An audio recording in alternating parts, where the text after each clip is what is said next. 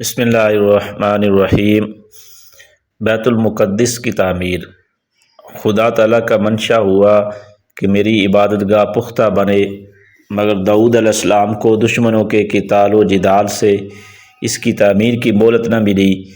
وہ سامان مہیا تھا، اس لیے آخری وقت سلیمان علیہ السلام کو وصیت کی اور وہ ساز و سامان بھی حوالے کیا اور ہیکل کا نقشہ بھی دیا، جس کے مطابق سلیمان علیہ السلام نے ہیکل بنائی۔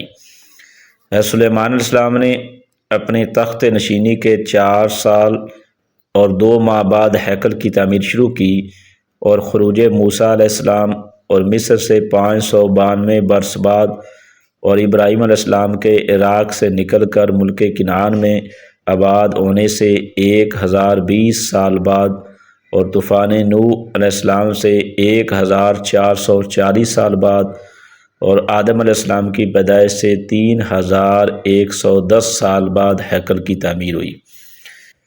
سلیمان علیہ السلام نے اس کام کے لیے 30,000 آدمی مقرر کیے تھے، جو کوہ لبنان پر لکڑیاں چیرتے اور تراشتے تھے اور یہاں بھیجتے تھے۔ ان کے علاوہ وہ لوگ بھی تھے جن کو حضرت داؤد علیہ السلام نے مقرر کیا تھا۔ 70,000 آدمی بار برداری اور 80,000 آدمی سنگ تراشی کا کام کرتے تھے، یعنی پتھروں کو تراشنا، اور 3,000 ان کے محافظ تھے، اور بادشاہ کا حکم تھا کہ سنگ تراشی ہیکل کی بنیاد کے لیے بڑے بڑے پتھر تراشیں اور ان کو وہیں درست کر کے شہر میں لائیں۔ اس کی تعمیر میں ملک سور کے بادشاہ حرام نے بھی لکڑیاں کی امداد کی تھی۔ سلیمان علیہ السلام نے بڑے بڑے پتھر ہیکل کی بنیاد کے لیے درست کرائے اور بڑی گہری زمین کھدوا کر اس کی بنیاد رکھی تاکہ یہ مدتوں قائم رہے۔ یہ عمارت سنگ مرمر سے تیار ہوئی تھی، طول و عرض و بلندی میں 60 ہاتھ تھی۔ اوپر ایک اور مکان بطور بالا خانے کے بنایا تھا، وہ بھی 60 ہاتھ بلند تھا۔ اس طرح اس کی بلندی 120 ہاتھ ہوئی۔ اس کا رخ مشرق کی جانب تھا، اور اس ہیکل کے سامنے 20 ہاتھ چوڑا اور 12 ہاتھ لمبا اور 120 ہاتھ اونچا برآمدہ تھا۔ ہیکل کے چاروں طرف چھوٹے چھوٹے کمرے بنائے جو 3 منزلہ تھے۔ تمام ہیکل کی چھت سروں کے مصفہ چھتیروں اور تختوں سے بنائی گئی، اور سونے کی چادروں سے چھت اور دیواروں کو منڈ دیا گیا، جس سے تمام ہیکل روشن ہو گئی، اور تعمیر ایسی حکمت سے کی گئی کہ کہیں جوڑ نہ معلوم ہوتا تھا۔ اور بالا خانے پر جانے کے لیے دیوار کے متصل ایک زینہ بنایا تھا۔ سلیمان علیہ السلام نے ایک بڑا حوض نصف کرہ کی طرح پیتل کا ڈھلا ہوا بنوایا۔ اس کا قطر یعنی نصف گولائی 10 فٹ تھا، اور اس نیچے پیتل کا ایک ستون تھا جس کا قطر 10 فٹ تھا، اور چاروں طرف 12 بیل ڈھلے ہوئے تھے، 3 ہر طرف، اور یہ حوض ان کی پشت پر تھا۔ اس کو بحر کہتے ہیں۔ اور حوض کے لیے 10 چوکونے ستون بنائے تھے۔ ان کی لمبائی 5 ہاتھ، چوڑائی 4 ہاتھ اور بلندی 6 ہاتھ تھی۔ ان کے چاروں کونوں میں بھی چھوٹے چھوٹے ستون بنائے۔ 2 ستونوں کے درمیان 1 بیل، اور 2 کے درمیان 1 شیر ببر، اور 2 کے درمیان 1 عقاب تھا، اور چھوٹے ستونوں میں بھی چھوٹے قد کے جانور بنائے تھے۔ ان 10 ستونوں کے لیے 10 حوض بنائے تھے، جن میں 5 حوض ہیکل کے دائیں طرف اور 5 بائیں طرف، اور بڑا حوض سامنے تھا، اور اس میں سب لوگ اپنے ہاتھ پاؤں دھو کر وضو کر کے قربان گاہ میں جاتے تھے، اور حوضوں میں ان جانوروں کو دھوتے تھے جن کی قربانی کرنا ہوتی تھی۔ 100 ختنی قربانی کے لیے آپ نے ایک اور قربان کر پیتل کی بنائی، جس کا طول و عرض 20 ہاتھ اور بلندی 10 ہاتھ تھی، اور اس کے تصرف کے لیے دیگ اور چمچے اور دستے پناہ وغیرہ یہ سب چیزیں نیت عمدہ پیتل سے بنائیں۔ اور دوسرے کاموں کے لیے 10,000 میز بنائے، جن پر شیشیاں اور پیالیں رکھی جاتی تھیں، اور 10,000 شمعدان، جن میں سے ایک بڑا شمعدان رات دن ہیکل میں روشن رہتا تھا۔ یہ جنوب میں رکھا گیا، اور سونے کے میز شمال کی جانب اور قربان گاہ ان کے درمیان رکھی، اور باقی برتن اس مکان میں رکھے جو 40 ہاتھ لمبا تھا۔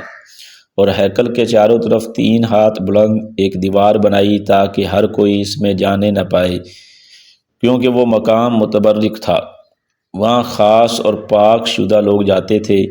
اس دیوار کے بغیر ایک غار بنا کر زمین کو بلند کرا کے ایک دوسری چھوٹی ہیکل تعمیر کرائی، اس کے اندر بڑے بڑے کمرے بنائے، 4 دروازے لگائے اور چھوٹی ہیکل کے سامنے دور دور تک 2 طرفہ مکانات کی قطار بنائی اور اس کو چاندی کا ملمع کیا۔ یہ عظیم الشان ہیکل 7 سال میں بن کر تیار ہوئی۔ جب کام مکمل ہو گیا تو حضرت سلیمان علیہ السلام نے تمام بنی اسرائیل کو جمع کیا اور ان کی دعوت کی اور بڑی دھوم دھام سے صندوق شہادت تابوت سکینہ اندر رکھا۔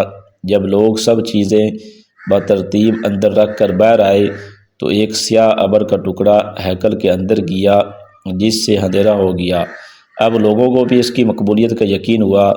تب سلیمان علیہ السلام نے سجدہ میں سر رکھ کر دعا کی کہ اے اللہ، اس مکان میں جس وقت تیرے بندے عبادت کرنے آئیں اور دعا مانگیں تو ان سب کی بندگی قبول کرنا اور ان کی دعائیں اور ان کی حاجات بر لانا۔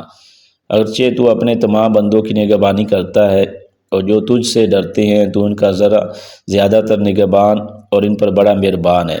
اس کے بعد خدا تعالیٰ کا شکریہ ادا کیا، پھر بے شمار جانور قربان کیے جن کو سب کے روبرو آسمان سے آگ اتر کر کھا گئی، جس سے سب کو مقبول ہونے کا یقین ہو گیا۔ پھر تمام لوگوں کو رخصت کیا، وہ خوشی خوشی نعرے مارتے ہوئے اپنے شہروں اور گھروں کو چلے گئے۔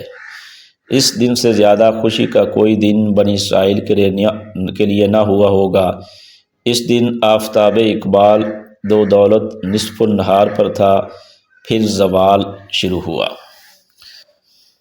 حضرت حذیفہ رضی اللہ تعالیٰ عنہ فرماتے ہیں کہ میں نے رسول اللہ صلی اللہ علیہ وآلہ وسلم سے عرض کیا کہ بیت المقدس اللہ کے نزدیک بڑی عظیم القدر مسجد ہے۔ آپ نے فرمایا وہ دنیا کے سب گھروں میں ایک ممتاز اور عظمت والا گھر ہے جس کو اللہ تعالیٰ نے سلیمان بن داؤد علیہ السلام کے لیے سونے، چاندی اور جواہرات یاقوت اور زمرد سے بنایا تھا۔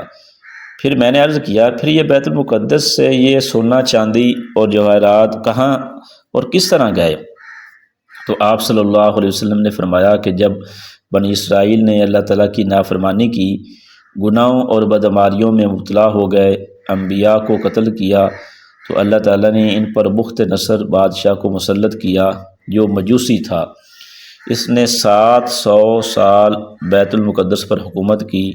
اس کا لشکر بیت المقدس میں داخل ہوا، مردوں کو قتل کیا اور عورتوں کو قید کر لیا، اور بیت المقدس کے تمام اموال اور سونے، چاندی اور جواہرات کو 1,70,000 گاڑیوں میں بھر کر اپنے ملک لے گیا، اور 100 سال تک بنی اسرائیل کو اپنا غلام بنا کر طرح طرح کی مشقت ذلت کے ساتھ ان سے لیتا رہا۔ پھر اللہ تعالیٰ نے فارس کے بادشاہوں میں سے ایک بادشاہ کو بخت نصر کے مقابلے میں کھڑا کر دیا، جس نے بابل کو فتح کر کے بنی اسرائیل کو بخت نصر کی قید سے آزاد کرایا، اور جتنے اموال وہ بیت المقدس سے لایا تھا وہ سب بیت المقدس پہنچا دیے۔ اللہ جل شانہ ہمیں اس مسجد اقصی اور بیت المقدس کی حفاظت کرنے والوں میں سے بنائے، آمین۔